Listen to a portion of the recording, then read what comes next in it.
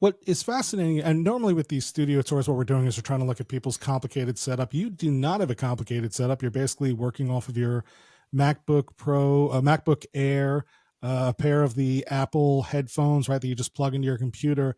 And for so many people, they would think, this isn't a good enough setup. I can't launch a show. I need to spend a lot of money on a mic. I need to spend a lot of money on a mixer. I need to, you know, invest all this money before I get started because no one's going to take me seriously. But you are just out there doing it and you are being taken very seriously, as indicated by many of the guests who appear on your show.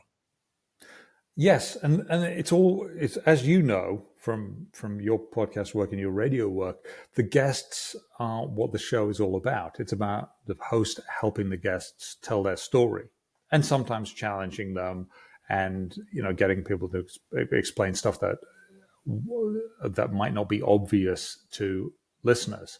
And so I'm the voice of the listeners. So yes, they do take it seriously, and I mean, as I've said to some people, when talking about sort of stories that I've written, it doesn't really matter if they're written or not. I'm offering credibility when I do an interview, and that's what the guests are there for, and the credibility of me asking them the tough questions, the necessary questions that might be uncomfortable for them.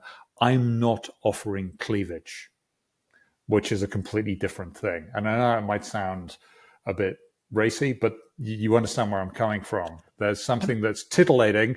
I'm not offering that. I'm offering something quite serious, but in a very simple way, is what I'm trying to offer anyway. And it's the audience who will decide whether I'm actually achieving that in the right way.